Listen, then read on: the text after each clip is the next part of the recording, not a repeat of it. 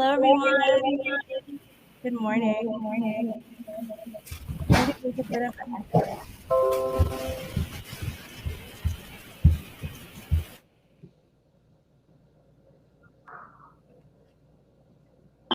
Is this better now? Okay, great. Hi, everyone. Good morning. Oh, it's still echoing.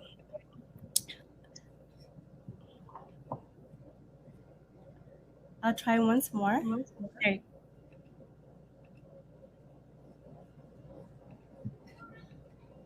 it better now? Yes? Okay, great. Hi, everyone. Good morning for the first time. Thank you so much for joining us for the second day of our summit. I wanted to take a moment to really express my gratitude for the absolute beauty that was offered to us last night in the opening of the summit. I went to sleep after and I had like the most beautiful dreams of music and love, and I woke up feeling so ready for today. Welcome to this morning's panel, Growing a Global Survivor-Led Movement to End Gender-Based Violence. My name is Aliyah Paulsingh, and it is my honor to moderate this discussion with these amazing activists and organizers. Before I start, I'd like to just issue a trigger warning because we'll be sharing testimonies as well as our own stories of survival. During this panel, please feel free to step away or do anything you need just to feel safe. So I was born and raised in Quarantine, Barbies, Guyana, 74 village to be exact. I live with my mom, my dad, and my two brothers. I often say that when I grew up in a bubble, being the only daughter in a Guyanese household. My mom and my dad were in business together and were really successful in their work. I remember thinking how cool it was that my mom was one of the only women in my village that drove a car. I never saw her as anything less than powerful, strong, and magical until I became aware of my father's abuse of my mother. I don't want to dwell on the abuse, but instead, the way my family and my community came together to uplift my mom and help bring her and my siblings and me out of that situation. They surrounded us like a shield and created the safety net that simply did not exist for women or children in Guyana at the time. We couldn't go to the police. That wasn't an option. My father had the means to shut that down if we tried. But instead, what we had was more, greater even. We had our people. My bubble had burst, but I became surrounded by something even more powerful. We all migrated to New York with the help of our network, and it wasn't until I moved here that I learned that this sort of community intervention was not foreign in my culture. Just like how folks rallied behind my mother, they had done the same for her mother and even her grandmother. I realized that our ancestors, they passed down more than the trauma that I thought defined me, but also strength, resilience, and power.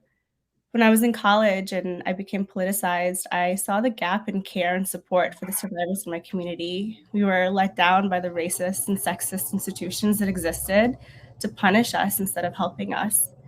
I wondered what we could do to elevate and keep our women and gender nonconforming folks safe without relying on and expanding the reach of the carceral state.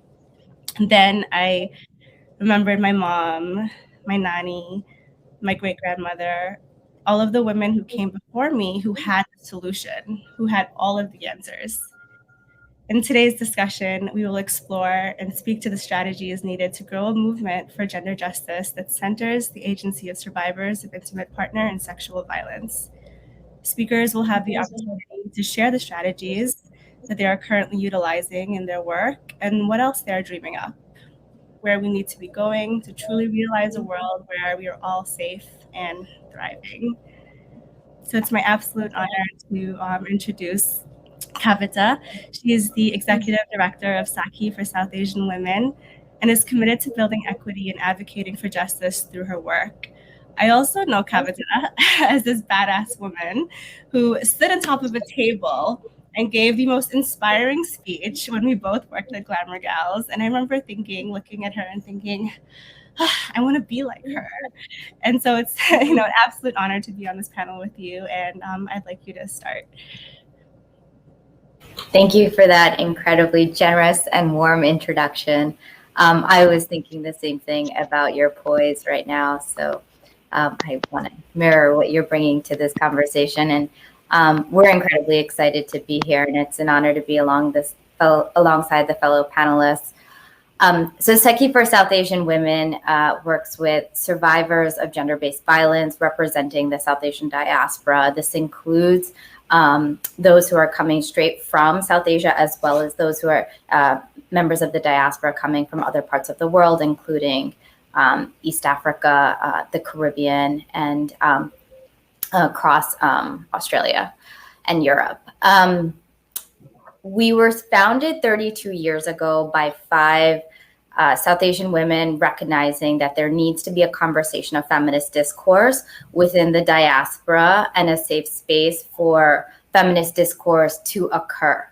What started to manifest was really the rise of gender-based violence that was pervasive throughout the community.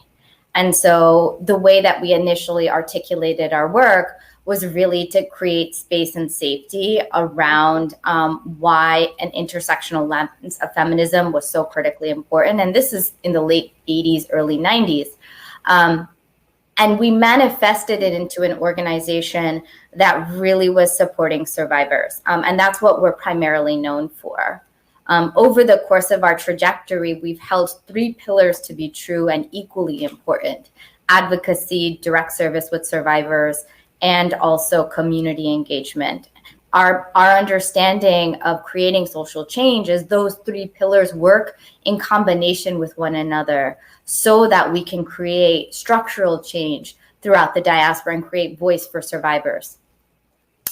Over the last few years, SAKHI has grown in a host of ways. In 2016, we adopted a gender justice framework. And at that same time, we really started to position our work with survivors and deepen our work with survivors directly on the direct service side. We're taking more of an active turn now towards the advocacy work and thinking a lot more about political engagement of survivors. Something that we're incredibly inspired by is how do we mobilize community so that community can manifest and really determine where our programming is heading moving forward. And so we've been building out community offices for that reason and really thinking about survivor power. Of what we hold to be true at SAKHI and a tenet of ours is that survivors are the strongest people we know. They need to be determining where we're headed. We are survivor-led and survivor-centered, and it is at the ethos of what we do. And so it's also with that same mindset in which we approach SOAR. And so SOAR, South Asian SOAR, is intended to be the national umbrella group for organizations like SAKHI, where organizations on the ground doing the work can have an umbrella offering up advocacy and capacity building support and really threading the needle of the work that's happening on the ground across the country. And we saw similar trends really manifesting during the Trump administration, during the pandemic. And now as we're coming back to life and still community continues to struggle, especially economically, we're seeing a lot of the same trends. So SOAR is birthed out of that vision. It's also out of the legacy of people who have come before us, because there has been an attempt to mobilize nationally, and we just received some seed funding. So we have hired our first executive director. There are 6 I know, it's insane, right? Like, it's amazing what has happened and transpired, the positivity that's also happened in terms of like community building through the pandemic. But so we have our first executive director. We're moving forward, and I think the vision for that is similar to what we try to implement at SAKHI, which is, driving survivor power forward and letting that be the tool and mechanism in which we can create change. Thank you so much for sharing that. And thank you for your work. I think it's incredibly important and just so powerful. What I've seen SAKHI do over the past few years, I've just been completely inspired. Next, we have Jade, and she's the communications officer. Actually, I'm sorry, I skipped Simone. We have Simone next, and Simone is the co-founder and co-director of Jahajee Sisters. She's also an artist and activist, building the power of survivors. And most importantly, she is my movement sister, and I'm so proud to be in community with her. Thank you so much, Aliyah.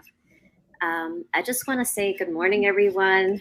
I am so grateful to be sharing this space today with these brilliant leaders so that we can talk through our collective strategies for how we're growing a movement that centers the agency, the care, and the power of survivors. So I just want to start by just sharing a little bit about Jahajee Sisters and who we are. Jahajee Sisters is a survivor-centered organization working to address the root causes of violence. Our community of support guides survivors to heal, recover, and thrive. Through leadership development, grassroots organizing, and arts activism, we amplify community voices and visions to transform culture. We're a healing and political home for Indo-Caribbeans who've been impacted by and are at risk for experiencing gender-based violence. And we organize with them to take action for gender justice.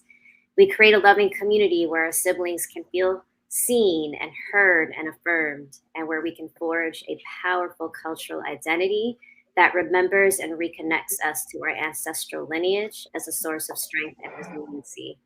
We envision a world where women and all people across the gender spectrum is loving and seen in their full dignity. And our work was catalyzed by the brutal murders of several Indo-Caribbean women in New York City who lost their lives to gender-based violence. I'd like to remember them and invoke their spirits this morning, as they are the reason why we do this work. Natasha Raymond, Gayatri Hardat, Amrita Khan, Rajwanti Baldeo, Marissa Singh, Stacy Singh, and Donna Rahana Doyjoy. It's also important to note that our work sits at the intersection of racial and gender justice. We know that there is no way we can uproot generations of so deeply ingrained in our culture and has shaped our people without also addressing white supremacy. We are deeply committed to centering those in this country who are most impacted by gender-based and state-sanctioned violence.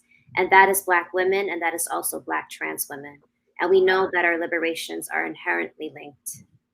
So I want to also just share a little bit about what the pandemic did to our community this last year and the way it more specifically impacted survivors, right? So when it hit last year, March, and the entire city went into shutdown, we saw that it impacted those who are most vulnerable, the undocumented, low-wage workers, and survivors. Without the ability to go to work and school, lockdown became a nightmare. Survivors were suddenly forced to quarantine at home with abusive partners and family members. We helped so many Indo-Caribbean folks navigate heartbreaking situations. Not only were they struggling to stay safe in an already unsafe home, they were also struggling financially. I want to share a story from one of our members and paint a picture of how dangerous this pandemic was. And just another trigger warning. So in March 2020, Reshma lost her job working in a local Richmond Hill restaurant. I connected to her because she learned about our emergency fund and needed financial help. She was spending down the little savings she had with no income coming in. We were able to move cash assistance to support her bills and her children's expenses. While building with Reshma, I learned just how strong and resilient she is. I learned that she's a mom of 3 beautiful kids and was also in an abusive relationship. I didn't know the extent of her home situation until I got a call from her mom a month later to share about a violent incident that she had endured at the hands of her husband. Using a cricket bat, he had put Reshma in the hospital with multiple lacerations to her head. Her youngest child, who was 2 years old, witnessed the violence. Reshma's story has stayed with me. So it just felt really important to lift her up and lift just all the survivors up in the work that we're doing. And just a little bit now about some of the strategies that we're using at Jahajee. The core of what we do is centering survivor healing in a trauma-informed way. Many of us doing the work at Jahajee Sisters are survivors, and we understand that the trauma that stems from violence is real. right? Whether you experienced it firsthand or you witnessed it in the home that you grew up in, it stays with you. It stayed with me. I'm a survivor. And I remember as I was going through my healing journey, one of the things that I was grappling with, or multiple things that I was grappling with, was just um, finding my sense of self again, finding my worth and my dignity. And even after getting out of the relationship, I remember I was walking around with a whole lot of unresolved trauma and pain. And my healing journey started with first learning how to forgive myself and that I wasn't the one to blame. And, a lot of my healing journey has been also about just loving myself, like really loving myself. And this is the work we do for Indo-Caribbean survivors who join our programs. We support survivors to build self-awareness, to recognize the trauma that they're holding, develop resiliency practices for growth and transformation, and become empowered to find their voice and their agency. And this is often coupled with political education and skill building, because we're also deeply committed to supporting survivors to build an anti-oppression ideology and develop skills for organizing our community. Who better to organize survivors than those of us who are walking with this lived experience? And I also want to share that economic justice has become another big part of our strategy. This pandemic has just shown us how difficult survivors are and how much they're facing in a time of like a huge crisis that we just are enduring, right? And still are enduring. One of the things that I want to say is that we connected with so many women and gender expansive people who were nannies and who were caterers and who were cleaners. And, when they lost their work overnight, they were struggling to make ends meet. And so we often notice that one of the reasons survivors stayed in the relationships that they were in and continued to endure the harm is because they were economically dependent on their abusers or their abusive family members. And so now our work feels like it's so intersected with economic justice and thinking about how we're building an economic a solidarity economy, right? And one of the things I want to say that we're exploring right now that we're still trying to figure out is how do we support folks, nannies and cooks and cleaners to come together and build their own businesses? How do we support them to stand in their power on their own feet and thrive economically? And right now we're thinking about how we can build this track into our Leadership and Empowerment Institute. Our Leadership and Empowerment Institute is a program that we have been doing for the last 3 years, and it's part of supporting survivors to heal and to build their political education and organizing skills. But now we're hoping it's also going to be a way for folks to think about and explore how they can cooperatively come together and build businesses that would allow them to thrive and that will allow them to stand on their own feet and not have to rely on anyone really, especially abusive folks that they're in relationship with. And just a little bit about where we want to go. So transformative justice is also a value and principle that guides our work. We believe that the criminal legal system is dangerous for communities of color, and it's an inadequate and often harmful recourse for survivors. We commit to supporting survivors to access community accountability practices that address gender-based violence. We haven't figured this out yet, but we're really hoping that we can stay in dialogue and community with other folks that are doing this work so we could figure it out together. Thank you so much, Simone. That was wonderful. And I think a lot of what you said is what really drew me to the work of Jahajee Sisters. I've seen women, I've seen myself like just completely fall in love with who I am and just feeling incredibly empowered through the work that we're doing together. And I'm so grateful to have found this amazing organization to be a part of. So thank you for that. Next, we have Jade, who is the Communications and Content Officer at Feminitt Caribbean. Her activism is focused on creating safe and sustainable spaces for marginalized people. And her work is actually focused in Trinidad, one of my absolute favorite countries with the best beaches. And I know my Guyanese folks are like, hey, but I love it there. And I would be there all the time if I could. Thank you so much for that introduction. And thank you guys for welcoming me in the space. And what I've been hearing so far has been amazing, touching my heart. So hello, everybody. My name is Jade Sullivan. I am the Content and Communications Officer at Feminitt Caribbean. I use she, her pronouns. So a little bit about Feminitt. It's a very new NGO, a registered NGO from Trinidad and Tobago, but how we operate across the entire region. And we seek to transform existing structures of inequalities and oppressions within communities across the entire Caribbean, along with bridging the gap between education and advocacy by creating like accessible resources and information hubs on cultural and political development. And we want to be honest, we're not new. This is not a new innovative idea. We all are working off of the backs of the Caribbean women's movement, all of the great things they've done for Caribbean folk across the world and the diaspora. We're using their work, we're leading and reimagining like inclusive cultural, political, and feminist social spaces and development in the Caribbean through like meaningful work of collaboration like we're doing now, freedom, integrity, and just overall love. In the past year, we have worked on and partnered with a lot of other CSOs, which are civil society organizations within Trinidad and the Caribbean, who are working to advance gender justice similar to us. And we're engaging in particular actions such as like public protests. However, we know the pandemic has like limited our ability to do things, and making important calls to actions. And a lot of these actions were in collaborations with a lot of organizations like Caribbean Feminists or the Institute of Gender and Development Studies, INCITE, or CAT calls from UE, University of West Indies, or Women in Carnival. We're all working together and collaboratively to advance gender justice and work on the gender-based violence that are happening within the region, specifically over the last year in Trinidad and Tobago. Throughout our work, we recognize that many people don't really know too much about what constitutes violence and what is violence. A lot of it has become a cultural norm. A lot of it has been swept under the rug and ignored or turned a blind eye.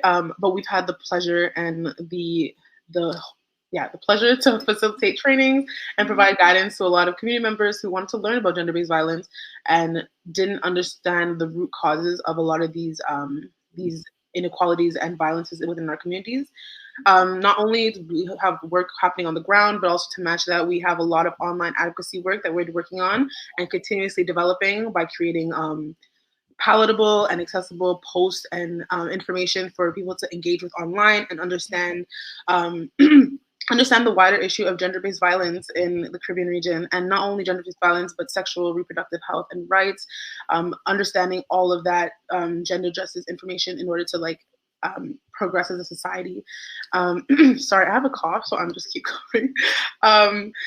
However, with COVID, as we all know, we haven't been able to be in person as much, so we've used our online presence to leverage this, and I think it's made a much larger impact not only within Trinidad and Tobago, but within the wider Caribbean region and the diaspora. We've had a lot of engagement of a lot of Caribbean folk, especially diaspora, across all of the Americas and even in Europe. And I feel like it's really bringing together an important conversation around gender-based violence and how gender-based violence looks like in specific communities. Because again, we know that it may not look the same in every community. And for last year, for the 16 days of activism against gender-based violence, we partnered with UN ICLAC and the High Commission of Canada, and we worked on an online project which targeted child abuse and at this form of gender-based violence and how it's being exacerbated or growing because of the pandemic. We created animated videos, newspaper articles, graphics, everything as much, and even webinars. And we worked along with the EU and UN Spotlight Initiative against gender-based violence against women and girls in the Caribbean. And we haven't personally had policy wins. However, we have seen, admired, and worked closely with Alliance State Action, who have brought changes to the amendments of Domestic Violence Acts in Trinidad and Tobago. They've made amazing amendments. They've included what dating domestic relationships are. They've expanded the idea of what a domestic violence looks like to include women, children, dependents, talking more about sexual and emotional and psychological abuse and what that looks like in specific communities rather than a broader Western context. They have amended what protection orders are. It's been amazing amendments, and we are grateful to be alongside and working with organizations, not only in the Caribbean, but throughout the globe on gender-based violence and trying to alleviate that.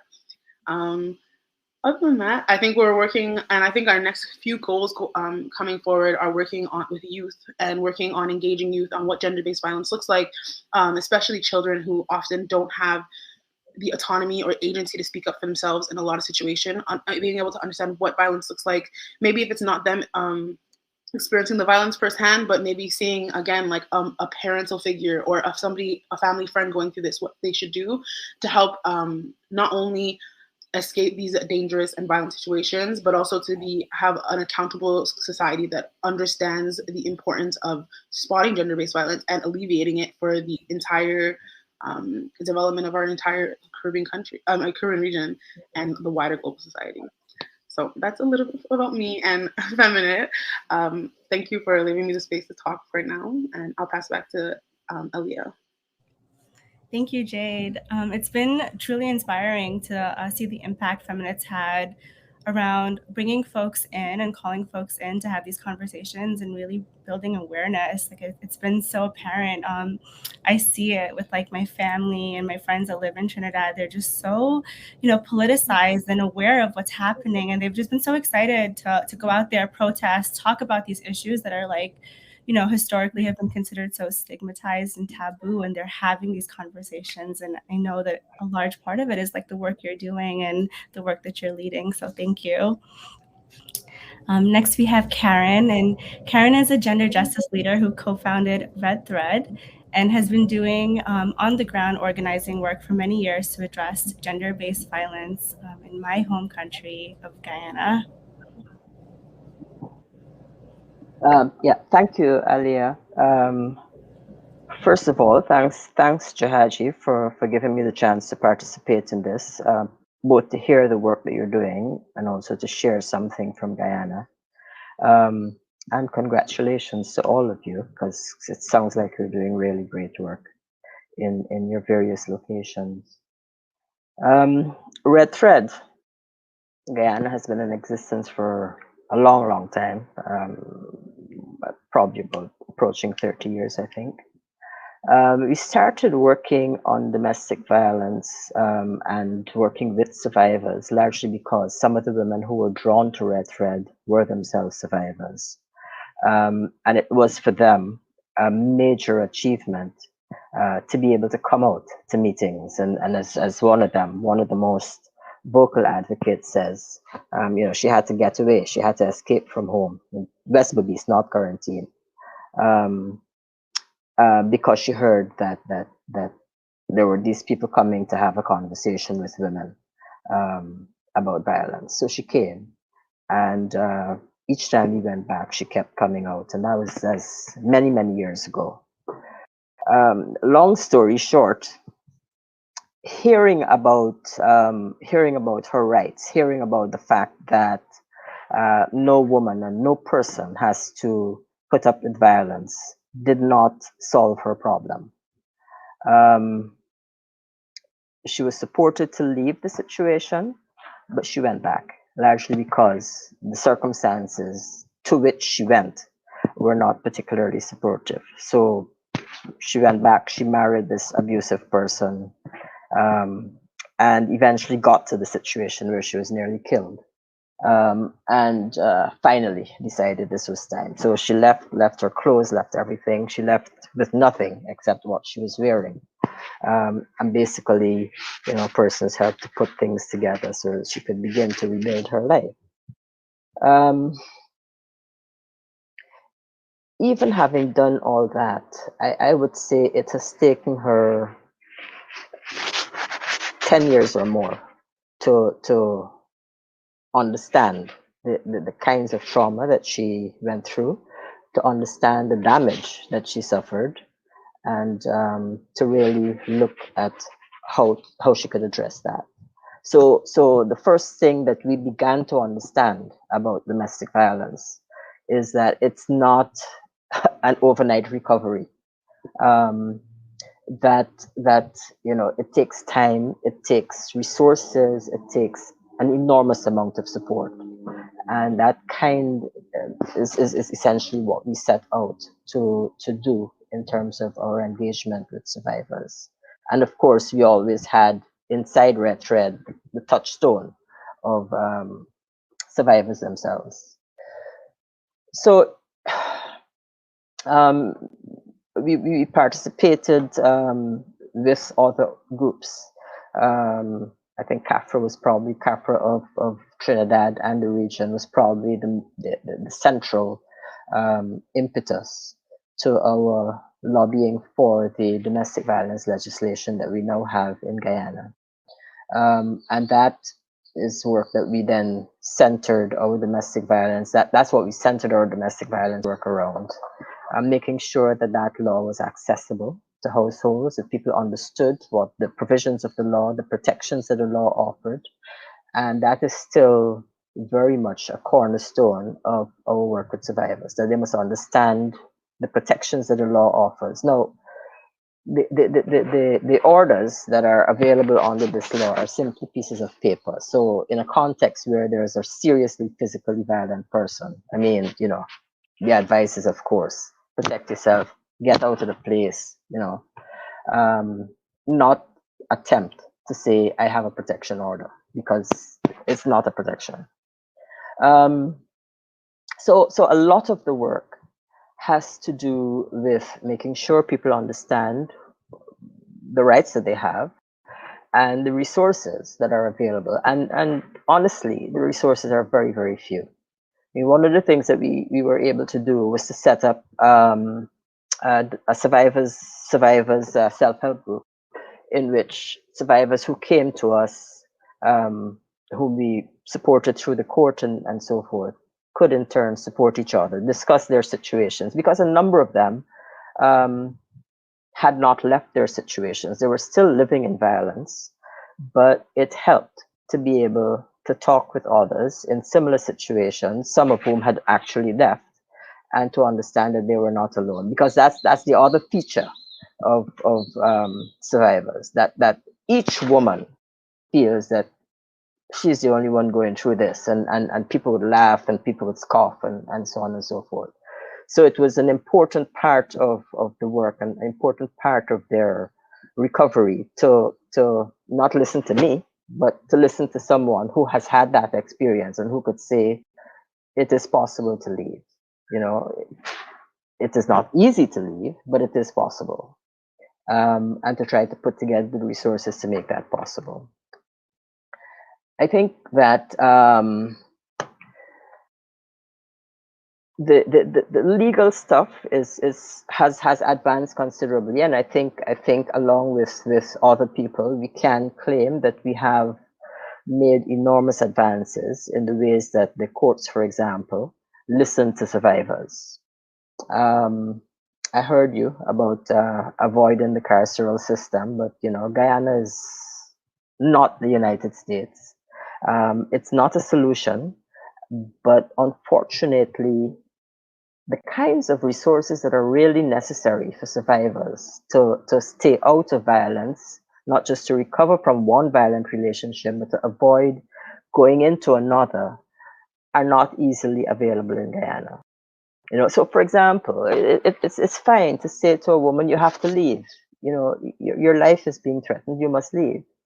But there is no place for her to go that she would be safe. So that's the kind of thing that we have to work around.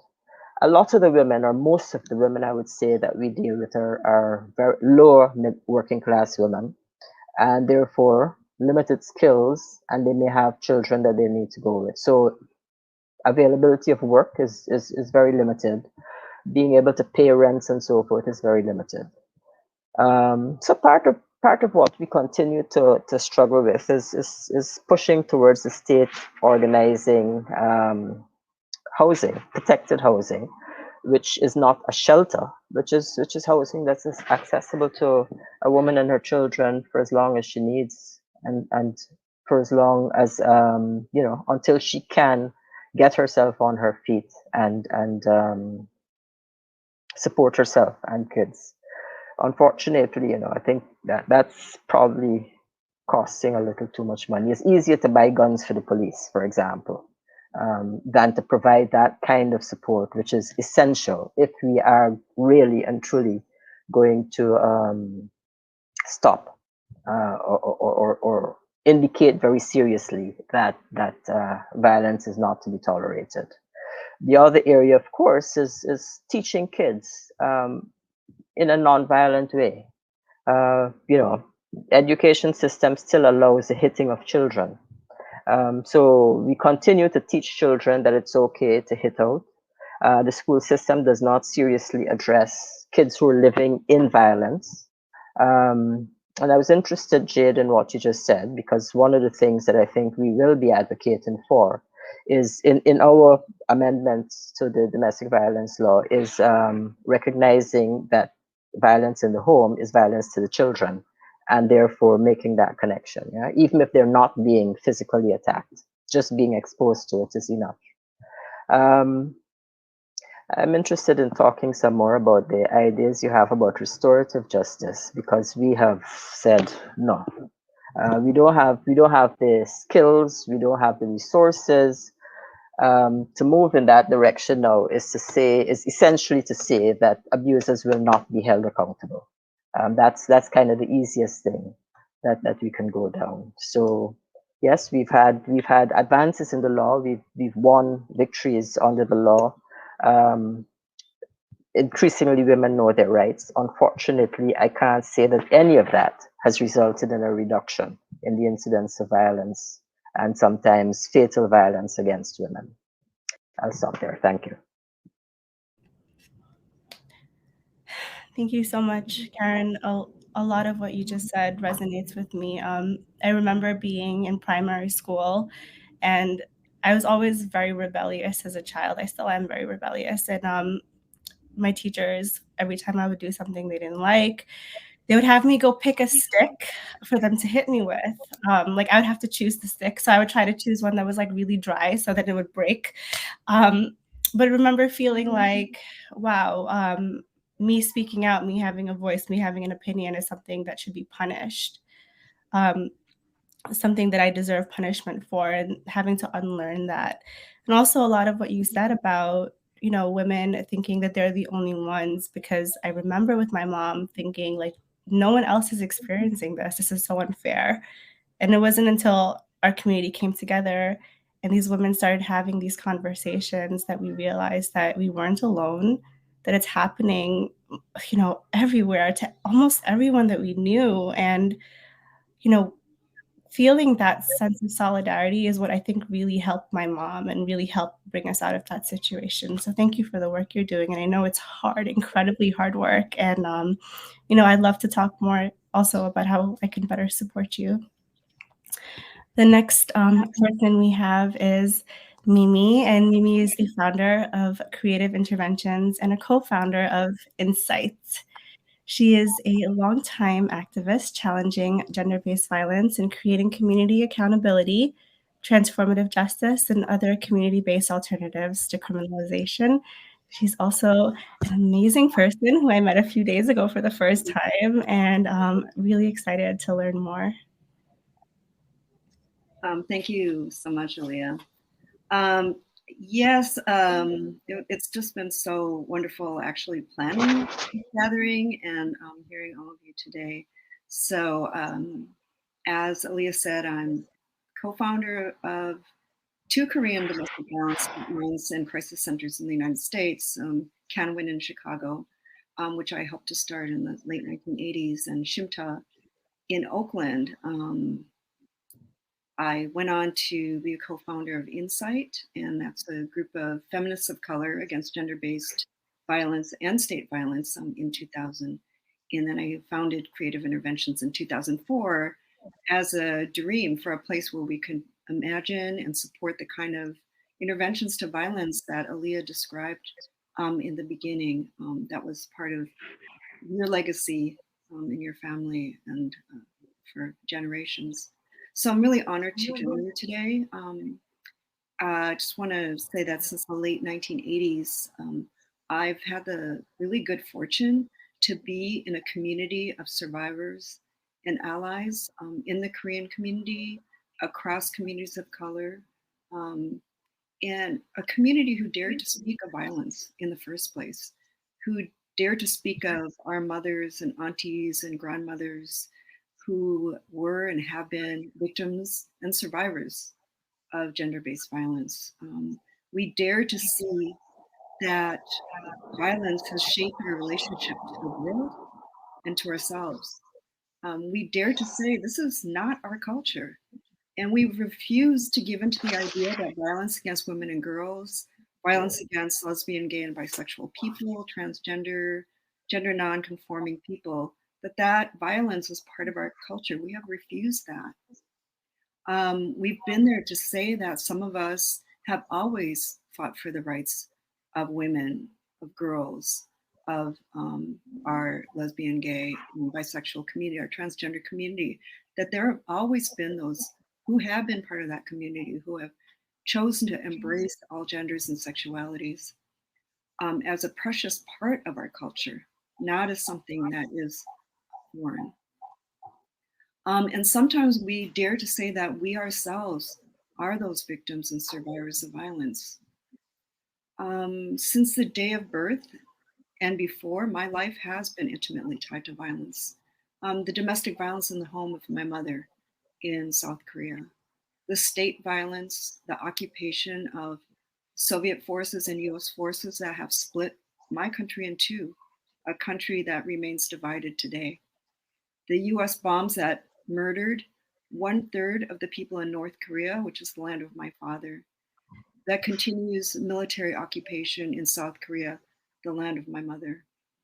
And when I put these two forms, or these many forms of violence together in one, domestic violence, gender-based violence, the violence of war and militarism, the violence of imperialism, I realized that when I looked at the anti-violence movement that I've been a part of since the late 1980s, that it didn't make sense to a Korean American woman who is here in the United States because of war in my mother's home and the war that's kept my country divided into North and South to this very day. It didn't make sense to have the equation of freedom from violence mean that separation from homes and separation of families was a necessary part of freedom and liberation. In 2000, I was so fortunate to join with other sisters of color. At that time, I think we all identified as women of color, as femmes of color, as part of INCITE, because we understood that we wanted our own movement, one that made sense for me as a Korean American woman, one that spelled liberation for my African American sisters, Latinx friends and family, and you in the Indo-Caribbean world. And that's what I chose and mobilized to put at the center of my world, and was so fortunate that I had the opportunity to do so. Since that time, I've moved towards a world that we now have identified as transformative justice as a form of liberation. I've kept in community with the anti-violence movement, some who have rejected transformative justice or feared the direction that some of us have moved forward towards a world that rejects policing and military as the answer to gender-based violence. A world that looks towards community and self-determination centered in survivorship and our fierce love. And one that dares to connect even those who harm us within our own families and our own communities to forge a solution in a new world together. So it's in that spirit that I'm proud and honored to join you today. Thank you. Thank you so much, Mimi, and thank you for your years of commitment to this movement, and thank you all for the incredible work that you do. I feel so confident in our future and the future of this movement with you all being a part of it. Now, I honestly have like a million questions to ask, and I'd love to stay in conversation for hours and hours. But to be mindful of time, I've chosen just a few of those questions. So I'll start with one that I think everyone here can answer, and it's about the patterns and cultural tendencies of gender-based violence that can be seen in our communities. So what really defines gender-based violence, and what are some of the ways we can identify when it's happening?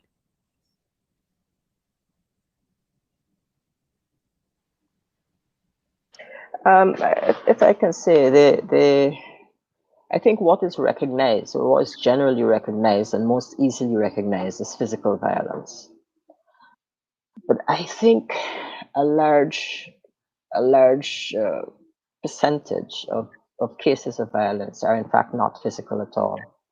And some of the most damaging behavior is absolutely not physical. So it's the emotional and psychological destruction of a person, which also makes it even more difficult for a woman to leave the situation. And of course, I think like everywhere else, these forms are displayed, are very much present in Guyana.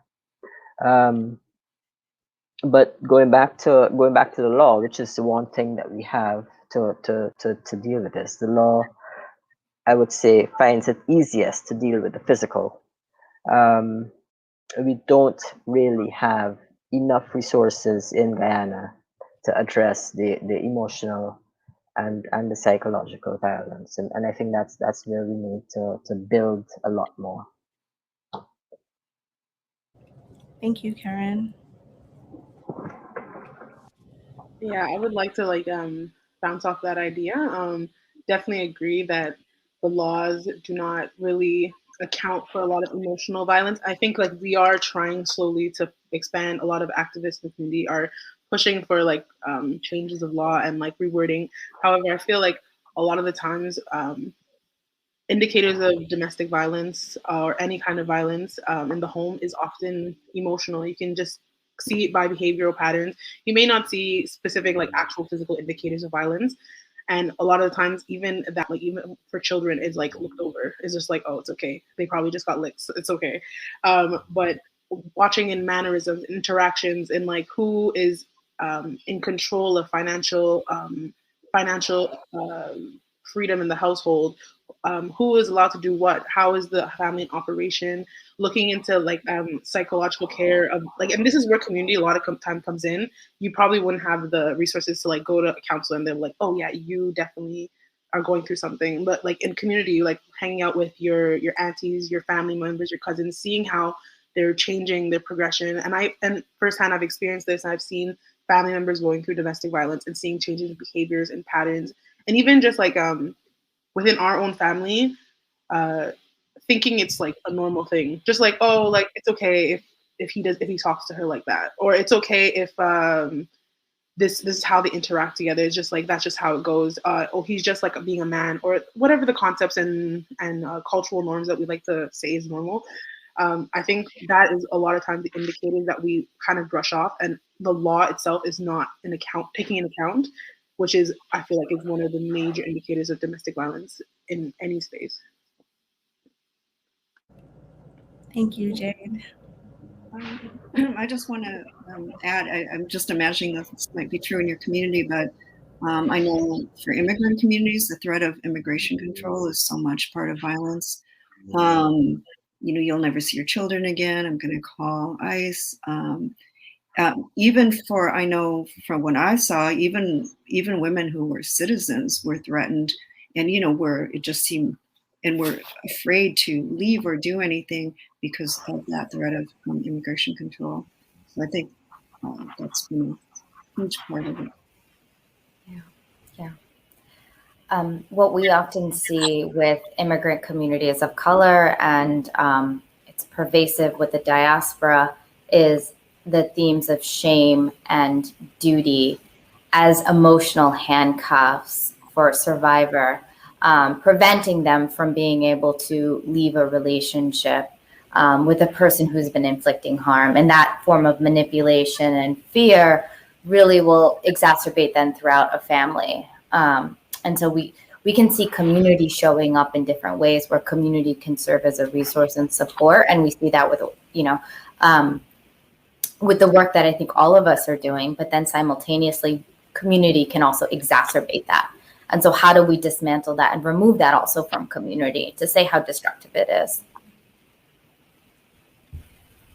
And I'd also like to add to that point, and acknowledging how, like, because we spoke about like state violence fear, a lot of the times where these communities are existing, they're often existing on the margins or existing somehow outside of what society, like the state, kind of, in a way. So like a lot of women may be suffering from impoverishment, or maybe a racialized individual, like in a different foreign country, and maybe their interaction with the police may not just be because of like immigration or things like that, but just racial transgressions. Or I've actually seen frontline, because I've worked a lot with domestic violence work, police officers not believing or accounting for the situation, even just language barriers, just not understanding the same cultural significance. Sometimes just the state is not able to grasp how domestic violence looks in different communities. I feel like that is also another way that it pushes a lot of people away from the legal system in that way. Yeah, I can add. I mean, speaking again about the police, that there is so much violence within the police force, to each other as police, the sexual harassment to the women, but they're also abused and abusers in their own homes and in their own families, and we don't take any of that into account when we say the police have this responsibility to address violence in various ways. And going back to the immigrant violence against immigrants, increasingly, and this is a fairly recent phenomenon because of the Venezuelan migration into Guyana. Increasingly, what we have is the violence against migrant women, with the threat of withholding children or taking children, and particularly when they're involved with Guyanese men. So that's a threat that is held up against them. So there's that also. That's I guess on the increase here. Yeah, I definitely. And in terms, sorry, and in terms of the communities, one of the issues that we have, which is probably one of the really distressing things about violence, is the extent to which within families, abused women are told, you have to go back. This is your husband. You must be committed to him. And in situations where there is serious physical damage or death, the number of neighbors that would come out and say, we know that he been beaten her, we know that he always treated you bad, but and that's something that we really have to break through. This sense that you cannot intervene, that is not your business. That they have to battle it out themselves. Yeah, I want to just piggyback on that idea. Like, a big part of our culture is just like witnessing things and never intervening to say to call it in, right, or to call it out, like however you want to do it, with love. Or like, there's so many times that we see these things happening in our own families, and where there's like a fear to step in and to be like to be a bystander, right? Like where we're actually saying, no, like, this is wrong. I mean, I think that's a huge part of shifting the culture too. Like, we actually have to have the courage and the strength to call these things out when we see them happening, and to not just keep sweeping it under the rug and the carpet as though it doesn't exist. I actually remember being in conversation with Miranda Debra, and she said, we live in a culture of silence, and that really resonated with me. And since then, I kind of made this promise to myself that when I see these things happening, especially in my family, to be really vocal and to call it out. Because I've been raised that, as children, well, I'm not a child anymore, but as someone that's younger, we don't speak out against these things. It's just not appropriate. So now, like, my entire goal in life is just to make folks that do like that I feel like are causing harm. My whole goal is to just make them feel super uncomfortable by calling them out publicly in front of everyone, so that, it's really clear that that's not okay and that behavior is not okay. Thank you all for your answers to that question. Our next question, and I think this is such an important one, as someone that is now living away from Guyana in New York, how do we, as folks living in the diaspora, help build the capacity of organizations or movements back home? So how do we help without kind of applying this Western lens that can sometimes be harmful to our homes?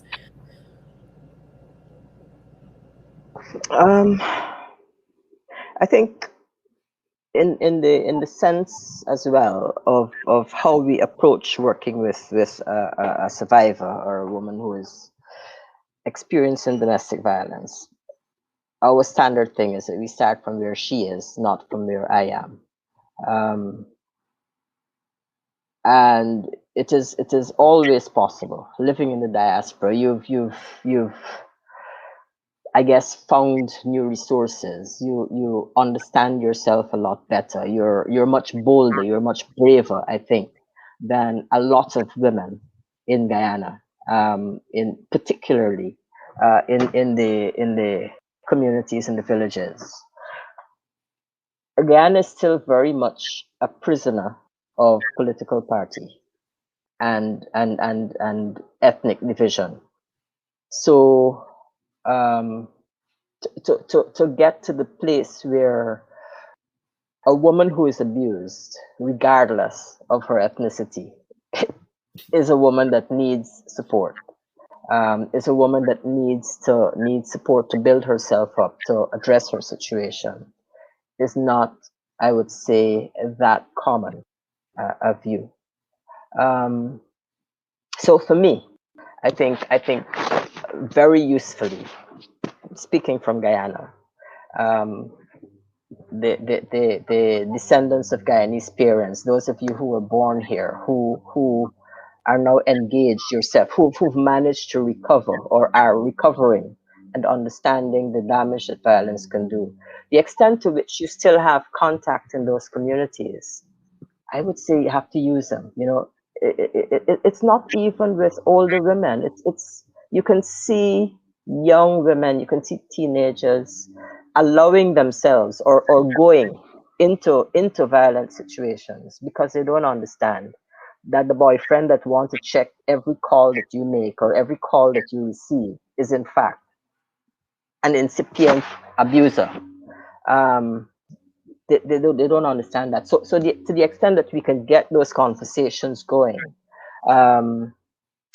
to the abusive use of social media as well, you know, so to find some better, more constructive use of the technology that's available, the ways in which you can engage with the communities of origin or of your parents' origin, I think that could move us some way forward, bearing in mind that you start where they are, not where you are at the moment.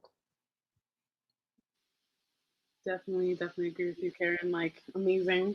Bouncing off that idea again, just as somebody who's working from the diaspora back home, it's all about just, again, meeting them. Like, it's not about you. It's not about your experiences from the diaspora and what you think about what's going on. Giving them the space to amplify their voices, centering them in this conversation, figuring out what their needs are back home. It may and it's kind of that idea, you know, how like a lot of Western feminists look to places like the Middle East and try to like be a savior and say, I think this is how you should have your life. Same thing, same concept. This is not, even though you're part of this culture and you're the diaspora, giving the people back home the agency to understand the situation in their own lens, giving them the room to figure out how they want their futures to look without violence or without state-led violence or whatever it may be, and just giving them room to amplify their voices and using your resources from the diaspora to further that. So like from the diaspora, if I have contacts with like the High Commission of Canada who may be able to help with policy change on domestic violence, I should utilize those resources, or I should connect those resources to people back home who don't have the ability or the agency to do those things or don't have those connections. Yeah, and I think it's all about just giving people the room to reimagine or curate what a violence-free Caribbean looks like for them, or a violent-free community looks like for them, and just following suit. And there's no problem with correcting. Like, I know sometimes I have my thing saying, oh, I don't think that's the perfect way. Maybe we should try this way. Understanding that, again, everybody has different lived experiences. Everybody's way is not going to be the same or approved by everybody because we're all different. However, just giving people the space to decide how they want their lives to look in the future. Thank you so much, Jade and Karen, for those answers. I think they're really helpful when we're thinking about how we can better help and better assist. Our final question now, and this is really to reiterate from what Gabby said last night. As organizers who advocate for marginalized communities, we're often so stuck in the moment, putting out fires, dealing with one emergency, one threat on our lives after the other, that we don't really have the luxury to look forward. So, what do we want our future in this work to look like? What are some of the goals and changes for our community that we'd like to see?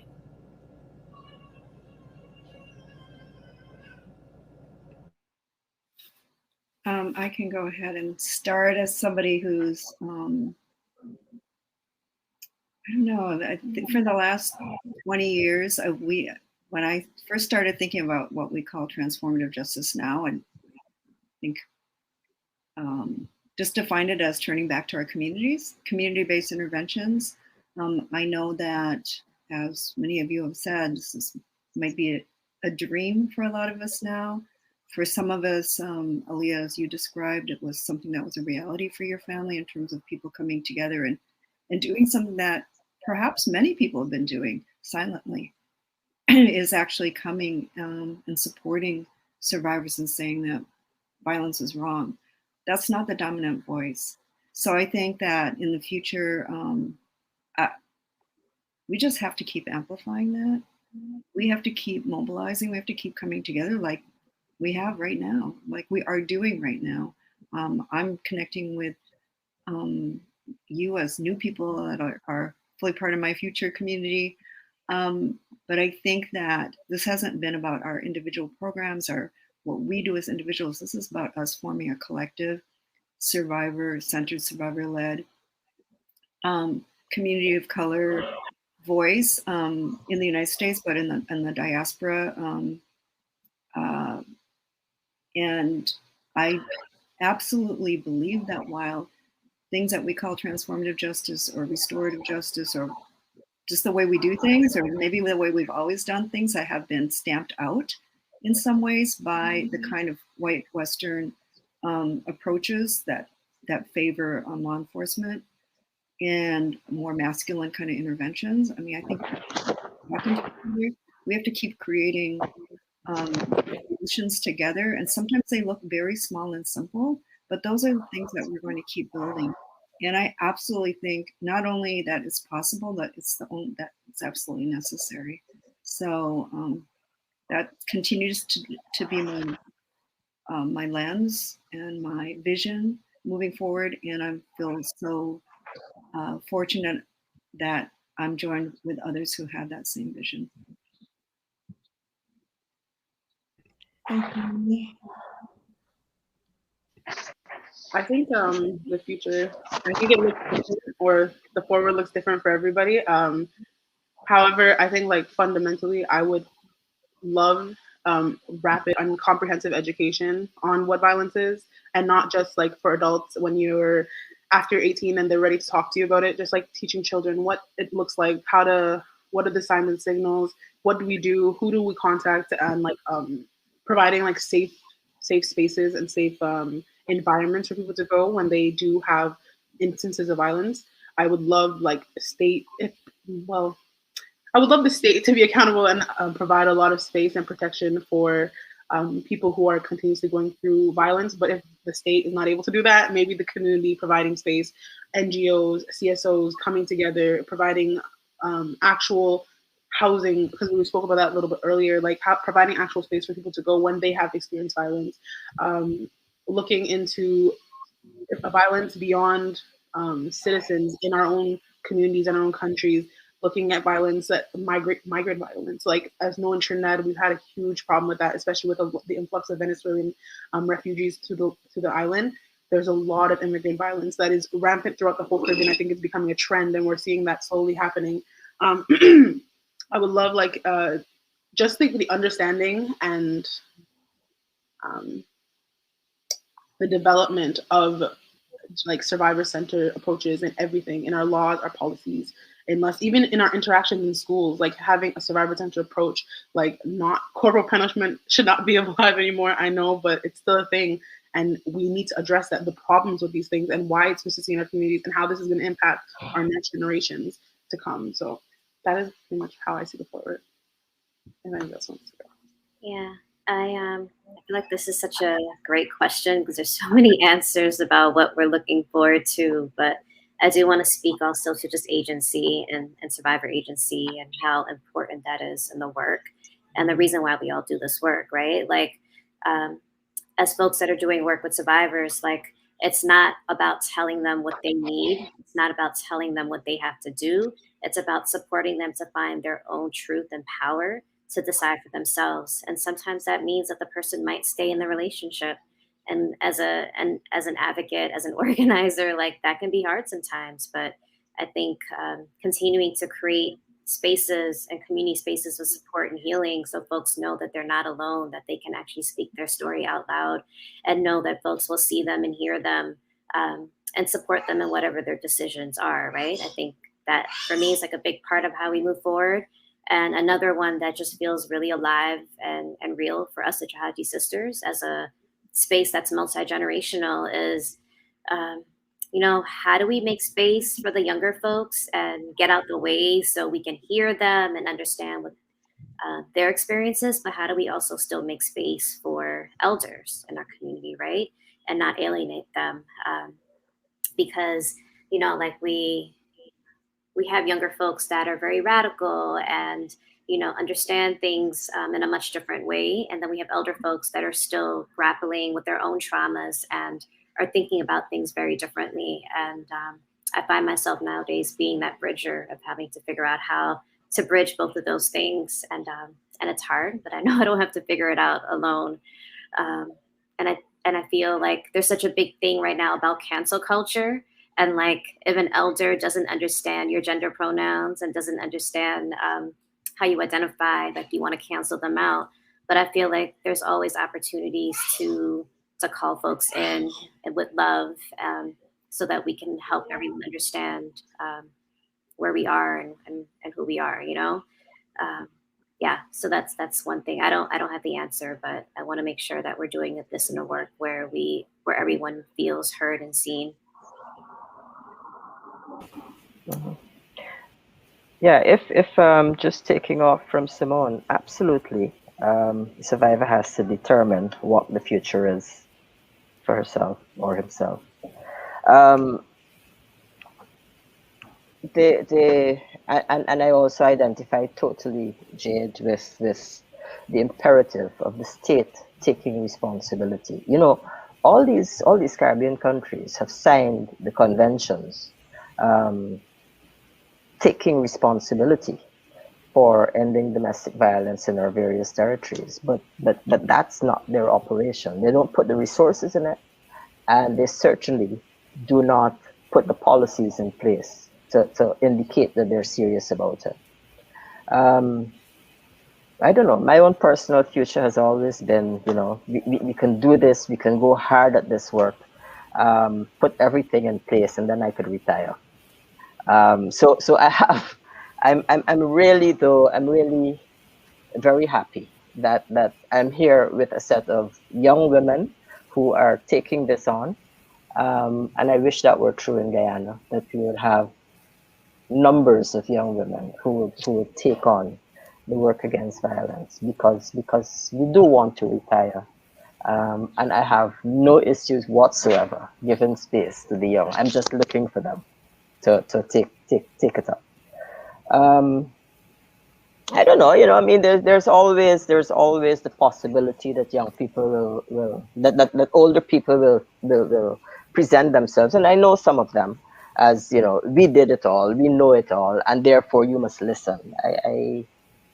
And we have to try and pull that back, because there is always another way. There is always something new. There are always new and innovative methods. I'm very interested in Mimi's creative work. I think we need to have much more of that in Guyana than just the talk. So there's so much that we can share, and there's so much that we need to learn from each other, old, young, north, south, whatever the culture is. I think at the end of the day, if the aim is to end the impunity with which violence is done to women in the first instance, but people generally, because we do have to look at the violence of the state, then we have to hear each other and we have to learn and experience, share our experiences across all the divides.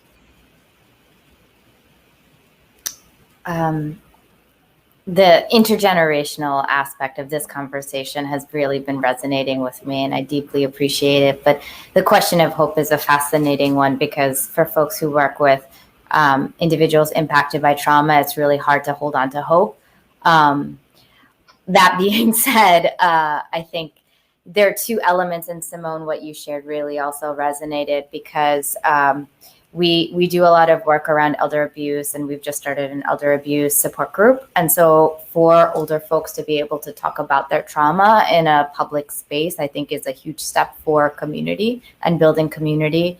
And then on the flip side,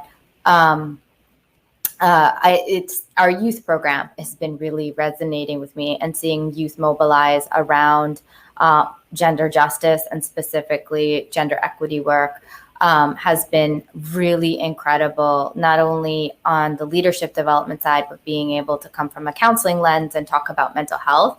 That wasn't possible, at least I know for my generation at a particular time, because it was so uncomfortable. Something that has stuck with me is that a community member led a support group for youth who are male identifying survivors. And to be able to address toxic masculinity, to be able to address that particular lived experience and create community around it, I think was a breakthrough moment for SAKHI. And also, hopefully, we can continue to build and push the boundaries around, like, what does survivorship look like? Who experiences survivorship, which is really actually anyone, right? And where can we serve as a space of healing?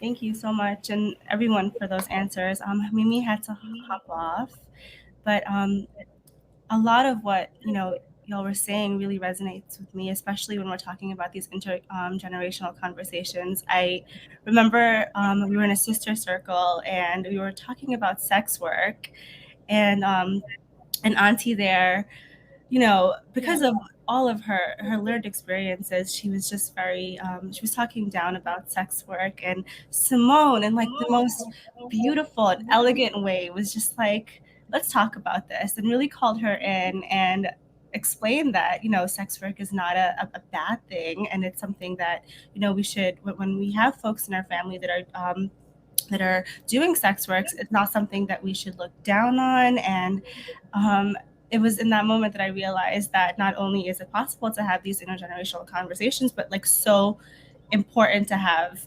intergenerational conversations, because this is how we move past the stigma, and this is how we bring awareness to these issues.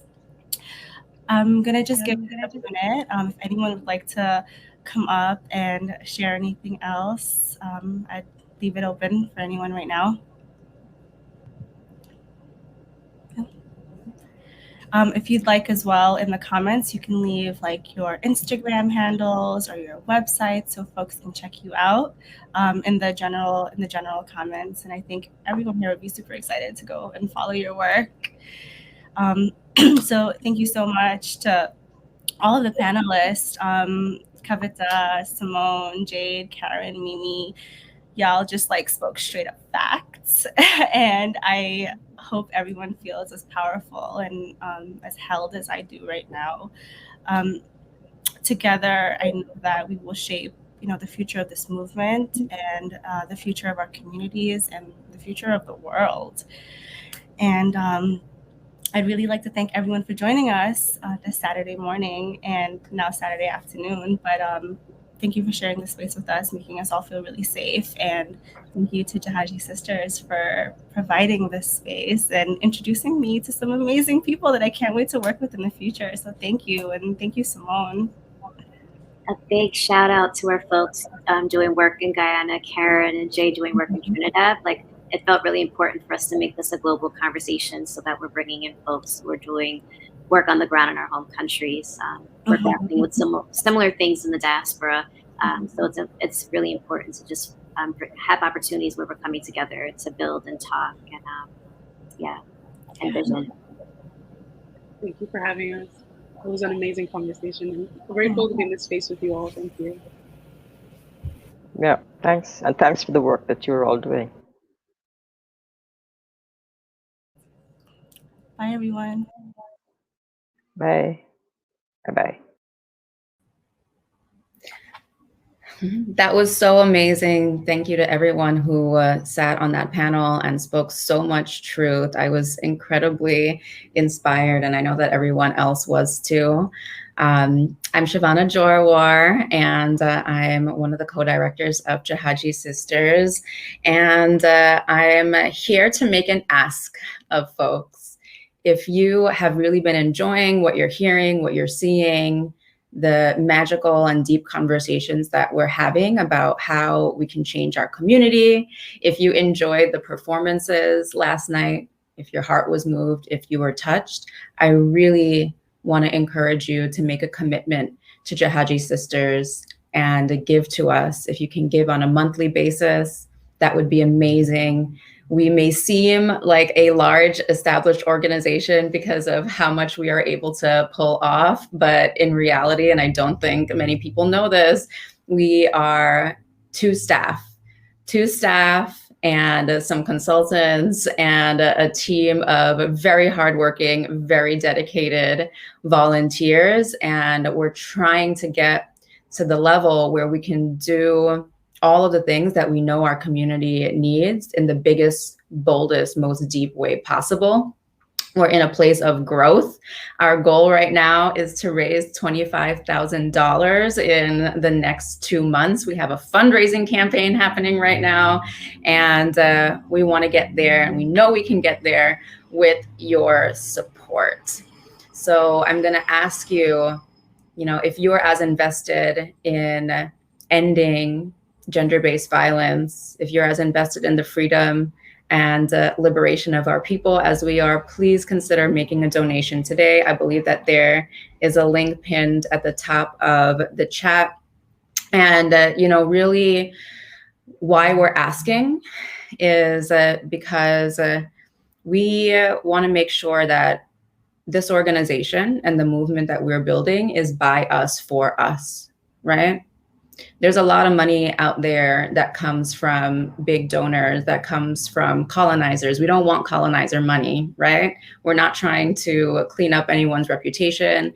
We're not trying to do work that has strings attached. And we know that at the end of the day, those folks are not trying to, they're not trying to fund themselves out of existence, right? And so we want to have a base of a community support, small dollars and lots of them, small dollars, big numbers, that really reflects who we are so that we have control over the direction of our mission and no one else does. And we want community sustainability, right? So really want to encourage folks to consider giving today. If you can't give, please ask folks to give. And I also want to share that we have brand new Jahajee Sisters merchandise. I'm going to show it to you on my phone. Folks have been super excited about this. We have the Ancestors Watching series. You can kind of see it here. And that's amazing art from Carissa Chandrakate, who's an Indo-Caribbean artist from Canada. And it's of an Indo-Caribbean ancestor, right, during the days of indenture carrying cocoa on her head, which was very prevalent in Trinidad. And we also have the Kuli Feminist series. And for us, the word Kuli is a word that we reclaim, right? It was a word that was used to denigrate us by the British, by the colonizers, but we reclaim it and we find power in that. We find siblinghood in that. And it also really, calls in our power as folks who come from sugar plantation labor who come from working class, right? And who are invested in pulling up working class folks and bringing working class people into leadership and power and building cross-class coalition to get to freedom for us all. So please make a donation. Please buy some swag. Super cute. Please check it out. I think the link is being dropped in the chat. And please enjoy the rest of the weekend. We have so much more amazing conversations for you. And I think we're heading off to lunch right now.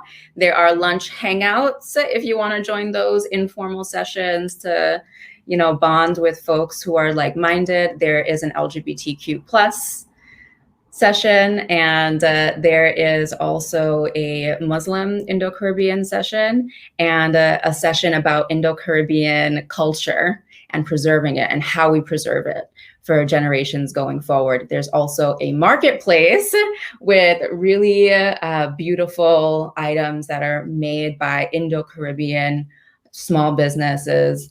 And we really want you to go and support them too, because this is about community, right? And supporting all of us to get what we need to thrive. So thank you all and enjoy.